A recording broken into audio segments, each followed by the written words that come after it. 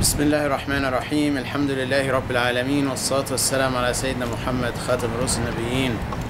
My dear brothers and sisters, Jazakumullahu khairan for all the phone calls and the emails and the Facebook messages regarding the email we sent out yesterday. Yesterday we sent out a message to our students and community members and also to a large number of masajid and centers in the DMV region, raising the flag that we are hitting a roadblock and that we are at risk. When I say we, I mean our institute that belongs to all of us, the Islamic Leadership Institute of America. So I thank everyone for their concern, and I'd like to share the ILIA story very quickly to explain why are we hitting a roadblock and what does that really mean.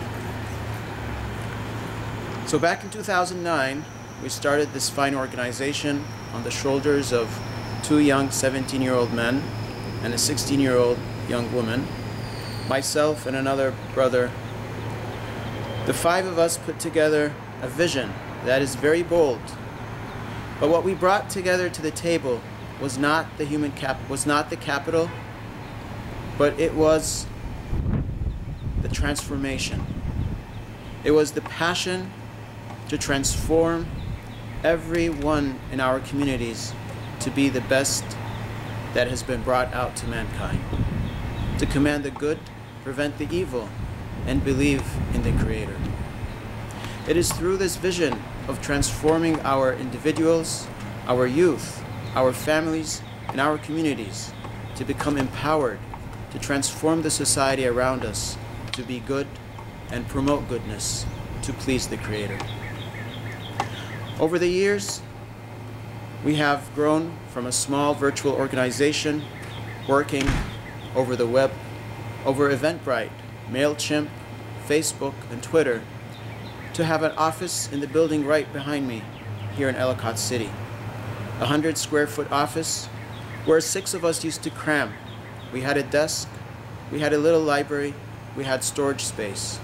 In the first 6 months, alhamdulillah, with the will of Allah subhanahu wa ta'ala and His support and the dua of everyone who was involved with our organization, we were able to deliver 6 great programs for ages 9 through 15. From retreats to little workshops to movie nights, and from there ILIA just grew exponentially to become the fine institute it is today. Over the last 4 years, we've been serving 650 plus students over 7 states. In our home state in Maryland, in Virginia, the District of Columbia, Michigan, Tennessee, New York, North Carolina, besides other trips and retreats to places as far as Georgia South and Tennessee West. But this growth does not come for free.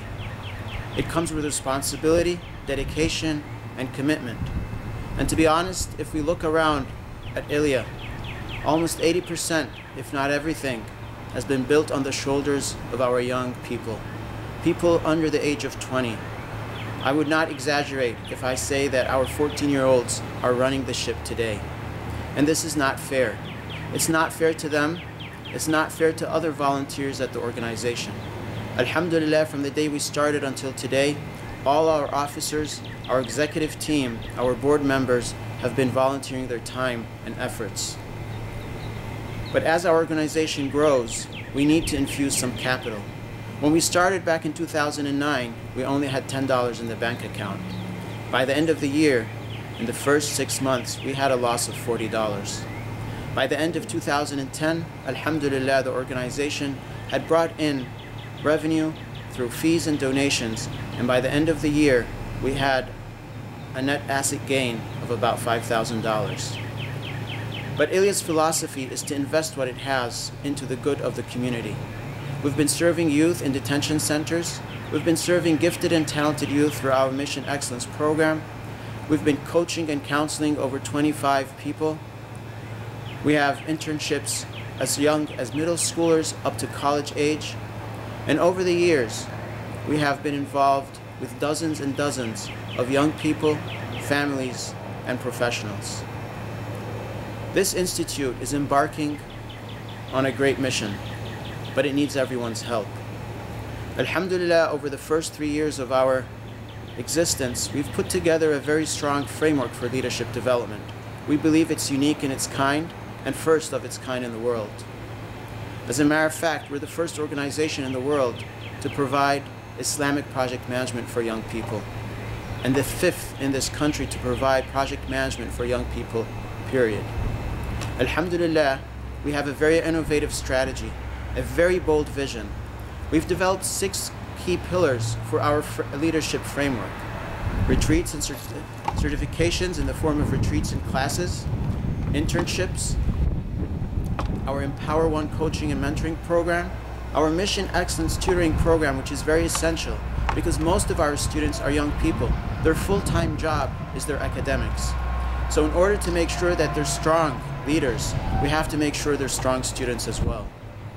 Number 5 is our community-based projects such as Smartscapes, a business and a project that's run by high schoolers from Howard County, occasionally Washington, D.C., serving Catonsville, Howard County, and the surrounding areas.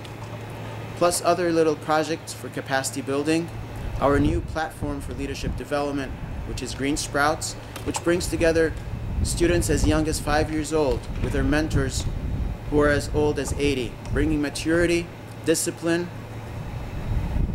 to excitement, motivation, and inspiration. Alhamdulillah, for me the last 4 years have been inspiring. They have been motivating. A few days ago, or actually a couple of weeks ago, a well-known athlete came out on the news and said a statement about his color and his sexual orientation. And that really frustrated me because it transgressed the world. It went across the world from left to right, from China to California, on the large networks, on Al Jazeera, on CNN, on Fox News. But when it comes to goodness, we don't hear it too much. So I went on a mission and I said, I'm brown and I'm inspired. Let ILIA shine. Indeed, I'm inspired by the young youth who built this organization from day one, by the young 17-year-olds who moved on now to start other great organizations in their localities, who are now finishing college, to our 14-year-olds who are today running our ILIA Youth Center, a youth center that's not only attended by Muslim youth, but non-Muslim youth. Non-Muslim teenagers come and attend our gatherings. They get involved in the wrestling tournaments. They get involved in the halaqas and the discussions. They ask questions about what happens after death. They ask questions about what does Islam say about dating. They ask questions about issues that teenagers go through. And I'm truly inspired by our 14-year-olds who, after the Boston horrific attack, have been taking the pressure by their school peers and their families with all the stuff that's going on in the media. One 14-year-old showed me the other day a discussion between him and his friend on Facebook, and how his friend was defending the Muslims, telling his mother that they're not what the media portrays them to be. And it reached a point where there was a disagreement between the mother and her son, that the son raised his voice on his mother. And our 14-year-old was telling him, bro, you should not talk to your mom like that. I understand where she's coming from because of all that she's hearing in the media. But you've been coming to our center and you've seen what we've done. You've seen what we've been talking about. You see how they discipline us. You see how they teach us right from wrong. And his friend went on saying that my mother is not letting me talk to you anymore, is not letting me go out with you anymore because of what's in the media. This is what our youth are bringing to the table. They're bringing dawah, they're bringing outreach, they're bringing identity, they're bringing development for themselves and other people. This last Sunday we had a picnic at Green Sprouts in Baltimore, and it was a wonderful time. It was organized and arranged by the youth. They built their barbecue grill using stone for many reasons: to learn teamwork, to learn patience, to learn commitment and planning, and for it to be a symbol there for everyone who comes to Green Sprouts to look at it, to look how beautiful it is, how crooked it is, and how simple it is. The youth opted to buy bricks and build it themselves rather than go and buy a ready-made grill for several dozen dollars. I can stand here for a week and talk a lot about the accomplishments, but there's a lot more than what we have been doing. We need everyone's support. This organization has been built on the mission of transforming everyone in America to become the best they can be, to become the best nation that Allah subhanahu wa ta'ala has expected us to become. My dear brothers and sisters, we need to raise $160,000 by the end of July for this organization to remain in existence. It cannot run by volunteers anymore. We need to hire people. We need to pay them just like any other nonprofit out there. If we are serious about our future, if we are serious about our present, then we have to invest in this. This is not a large amount of money. For 650 people who have been impacted by our organization, this is nothing. This is pennies. But we cannot continue to operate on vapor. You cannot build leaders on pennies. This is not going to work. So I urge each one of you to reach out to your friends, your communities, your centers, and to help raise that amount of money. By the end of May, we need to raise $25,000. As of now, we're 30% through that goal. We have 2 weeks left. Alhamdulillah, since yesterday, we raised 20%. For the last 2 months, we've only raised 10%. This tells me that at times of difficulty, we come together and we make things happen by the will of Allah subhanahu wa ta'ala. We know it's not that quantity matters, but it's quality. As the Prophet ﷺ said, there will come a time you will be plentiful, but have no impact. We ask Allah subhanahu wa ta'ala to make each one of us a person of impact. Impact for goodness, impact for development and prosperity, impact for peace. My dear brothers and sisters, just yesterday, a young 15-year-old brother told me, Ammu Ayman, you're wasting your time. Our generation is busted. I said, what do you mean? I'm wasting my time. All this stuff we're doing, all these great accomplishments, all this development I've been seeing in you guys over the years, and you're telling me I'm wasting my time? Absolutely not. You meant I'm investing my time. And he went on listing to me horrific things that young people go through. When I say young people, I mean including young Muslims. We're seeing Muslim kids as young as 10 involved in pornography, as young as 12 involved in smoking, as young as 14 involved in intimate relationships. We're seeing sisters losing their virginity at a very young age. We're seeing horrific things that don't relate and are completely incompatible with our values and principles. And our bodies have become numb to it. Our ears and eyes have become numb to it as a community, as a family, and as a Muslim ummah in this country. So I hope this is a wake-up call for every one of us. I'm inspired by ILIA. I'm inspired by each one of you who has been helping the organization over the years. I'm inspired by our young generation who's been putting their time and efforts into this wonderful dream. But it would not happen and would not continue without everyone's effort. So please go to our website, visit islamicleadership.org, and contribute something that you can. If you cannot contribute $1,000 or $10,000, make sure you go talk to 10 friends and ask them to contribute $1,000. But time is running out. We have an obligation. We've been, alhamdulillah, blessed by Allah subhanahu wa ta'ala to receive a grant. And our share of that grant is $15,000. It has to be paid in the next 3 days. So my appeal to you is to make that happen, because I believe that this is going to be the first step of making ILIA an institute where it is self-sufficient and self-dependent. Inshallah, we'll be sending more videos on our progress, future developments. Other people from ILIA will be speaking to everyone, inshallah, over video as well. A couple of very quick announcements, upcoming events. We have a medical conference organized by some of our youngsters, high school sister. We also have a program on the impact of drugs in trauma treatment and emergency rooms, also organized by another young sister. These are coming up inshallah in the next few weeks. So make every effort to join these programs, both youth and parents. Parents need to be aware of what's going on around us in the society. We have found that many parents are very isolated. They pretend that they know what's going on. They pretend they understand the dynamics of the society, but really, when it comes to problems and challenges, they don't know how to deal with it because they don't understand and they don't know. These are great opportunities to get exposed to some of the underlying issues we have in our communities, and also to be inspired to move forward for those who are interested in the medical field, for example, in the first program. We also have an exchange student program. If there's anyone interested in hosting an Egyptian teenager, age 15, for 10 days during the end of June, the early part of July, inshallah, contact us. We're looking for a few families who'd be interested in hosting these young people who are coming to learn leadership and take some classes at ILIA and join some of our programs, inshallah. We also have a program where we'd like to send some American Muslims to other countries such as Egypt and Pakistan and other parts of the Middle East and the Muslim world. So more information will be sent on our website. Of course, we're looking for a lot of volunteers as usual, and we really want the parents to become more involved.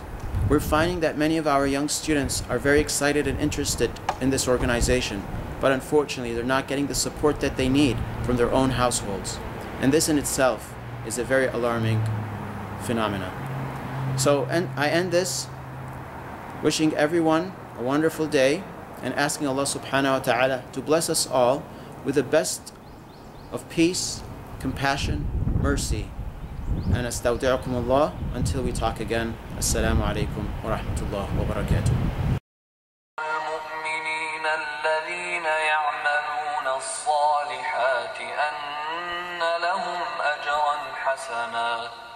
ماكثين فيه أبدا وينذر الذين قالوا اتخذ الله ولدا ما لهم به من علم ولا لآبائهم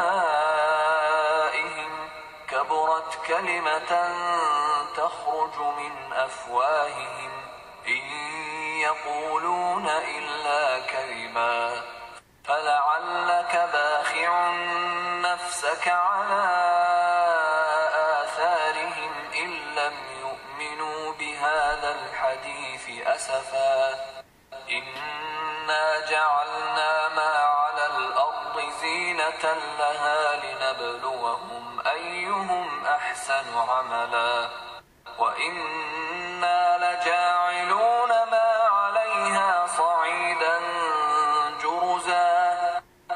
حسبت أن أصحاب الكهف والرقيم كانوا من آياتنا عجبا إذ أوى الفتية إلى الكهف فقالوا ربنا آتنا من لدنك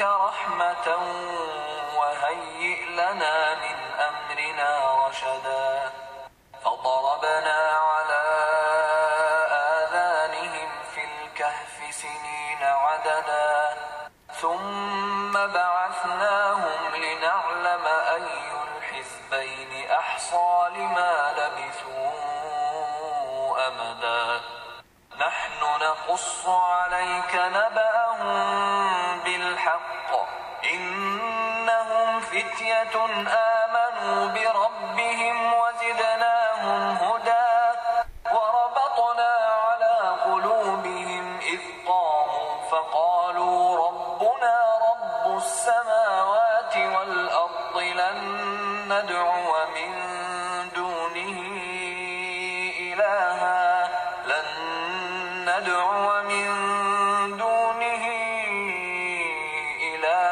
لقد قلنا إذا شططا هؤلاء قومنا اتخذوا من دونه آلهة لولا يأتون عليهم